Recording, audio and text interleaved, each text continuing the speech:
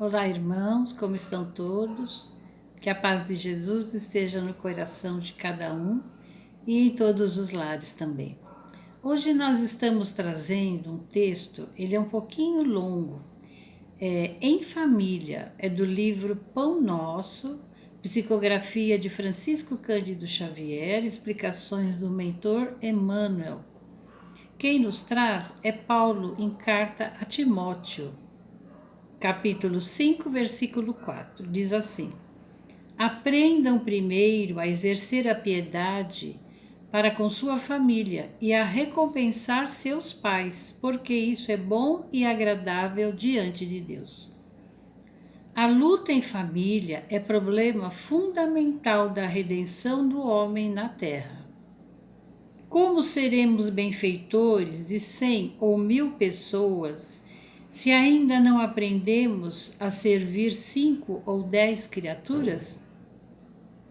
Esta é a indagação lógica que se estende a todos os discípulos sinceros do cristianismo.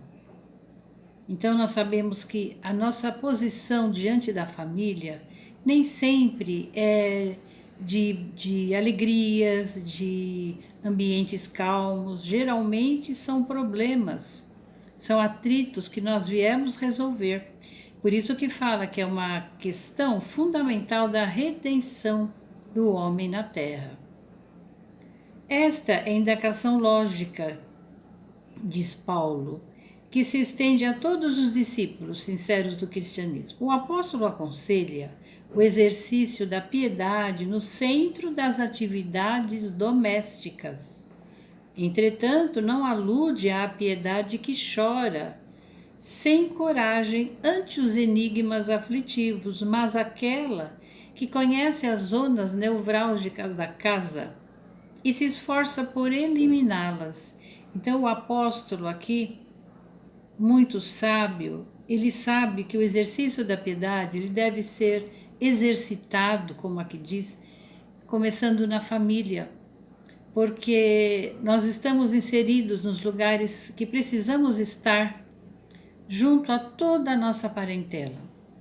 E é a família, o santuário doméstico, em que nós vamos exercitar a piedade. E é interessante que Paulo também nos alerta sobre os nossos pais. Se o que nós fazemos contra o próximo já é condenável, muito mais é com relação aos pais. Nós devemos a esses seres, além da vida, todo o nosso carinho, a nossa gratidão por tudo que fizeram. Muitas pessoas vão dizer que há pais e mães que não foram tão bons, mas isso não compete aos filhos julgar, e sim a Deus nosso Senhor. Então nós não podemos fazer do nosso lar um ambiente ruim por causa das diferenças, muitas das vezes das incompreensões de uns para com os outros, aguardando a decisão divina a seu tempo. Então, ele diz assim na outra parte: nós não podemos ter aquela piedade chorosa, mas uma piedade que conhece as zonas difíceis da casa e que se esforça por eliminá-las, aguardando a decisão divina a seu tempo. Então, quando a gente às vezes não consegue, Deus consegue. Nós devemos fazer o nosso melhor com todos os nossos familiares e esperar, ter paciência, ter coragem, ter bom ânimo. Conhecemos numerosos irmãos que se sentem sozinhos espiritualmente entre os que se lhes agregam ao círculo pessoal, por meio dos laços consanguíneos, entregando-se por isso a lamentável desânimo. Muitas vezes na família, as pessoas não coincidem, não têm o mesmo ideal, nem religioso, nem de vida, mas não é por causa disso que nós vamos nos sentir deprimidos, nos isolarmos, como diz aqui, a lamentável desânimo. É a hora de nós nos reerguermos, porque é aí que está a nossa fé, é aí que nós vamos praticar a nossa coragem, o bom ânimo, e se já somos detentores do conhecimento do Evangelho, se já sabemos, Aí é que nós devemos ser mais corajosos e nos sentimos muitas vezes espiritualmente sós, porque não há aquela comunhão de pensamento nem de ideais. Mas isso não pode ser um motivo para que nós nos afastemos ou para que nós nos sintamos desanimados, paralisados. É imprescindível, contudo, examinar a transitoriedade das ligações corpóreas, ponderando que não existem uniões casuais no lar terreno. Então, nós sabemos que, com relação a casais, a maioria de nós estamos aqui a resgate. Nós ainda temos muitas coisas, contas, somos devedores uns dos outros. E os filhos que vão chegando, a parentela que vai se agregando, todos nós somos assim, necessitados de amparo, de compreensão. Recebermos e também transmitirmos. Preponderam aí, por enquanto, as provas salvadoras ou regenerativas. Então, são oportunidades que nós estamos tendo, mas nós costumamos ver com muita má vontade. A gente não se localiza e nem entende que são provas que podem nos ajudar futuramente se nós soubermos levar essas provações através de atitudes mais positivas, mais cristãs. Ninguém despreze, portanto, esse campo sagrado de serviço, por mais se sinta acabrunhado na incompreensão. Porque é muito fácil nós termos assim um relacionamento bom fora de casa. As pessoas nos entendem porque estamos ali num convívio social por pouco tempo, mas é dentro do lar onde a gente acorda e vai dormir e faz as atividades da casa, as atividades sociais relacionadas com o grupo da família. E é nesse convívio meio que forçado que nós vamos descobrir as nossas dificuldades ou as nossas facilidades, se nós tivermos bom ânimo e compreensão e entendimento. Constituiria falta grave esquecer-lhe as infinitas possibilidades de trabalho iluminativo.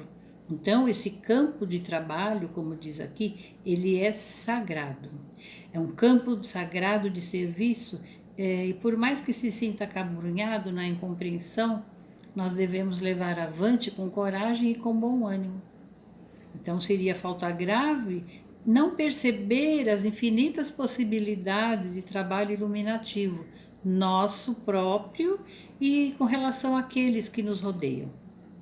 É impossível auxiliar o mundo quando ainda não conseguimos ser úteis em uma casa, e mesmo em uma casa pequena, aquela em que a vontade do Pai nos situou a título precário. Estamos por aqui por um tempo. E como sempre a gente ouve, que possamos plantar flores onde Deus nos situou, nos colocou. Antes da grande projeção pessoal na obra coletiva, aprenda o discípulo a cooperar em favor dos familiares no dia de hoje, nessa encarnação, convicto de que semelhante esforço representa a realização essencial. Então, como será bom quando nós sairmos vitoriosos desse convívio familiar difícil? Porque quando o convívio é fácil, são irmãos, amigos de mesmo ideal, pensamentos iluminados como o nosso, calmos, tranquilos, pessoas amáveis, é muito gostoso, é muito agradável, mas não é não seria assim tão importante na iluminação espiritual. É claro que esse ambiente bom, ele nos sustenta. Nós trocamos energias positivas com aqueles que pensam como nós, têm os mesmos ideais, nos fortalece a nossa alma, o nosso coração. Mas com aqueles em que a gente tem ainda rusgas, acertos, e que nós muitas vezes não temos aquele carinho, aquela boa vontade de permanecer juntos, mas se nós entendermos que ali é que está um campo de trabalho propício para a nossa evolução e dos que estão conosco, será muito bom, porque nós não sabemos o que nós já fizemos. Graças a Deus que nós não sabemos o que fizemos noutras vidas. E às vezes aqui estamos com a oportunidade nas nossas mãos para que nós possamos fazer melhor, fazer diferente e podermos seguir para frente sem deixar rastros de negatividade, de dores e de coisas desagradáveis. Então, eu achei muito importante essa orientação de Paulo, em que Emmanuel explica de maneira admirável, e somos muito gratos a Deus e a todos esses irmãos que nos trazem mensagens que alertam a nossa alma, despertam a nossa consciência. Então, a todos um grande abraço, muita paz. Vibremos para que todos os lares, os grupos familiares sejam mais unidos, mais compreensivos, de mais caridade uns com os outros. Que a paz de nosso Senhor esteja no coração de cada um de nós. Até a próxima, se Deus quiser. Muito obrigada.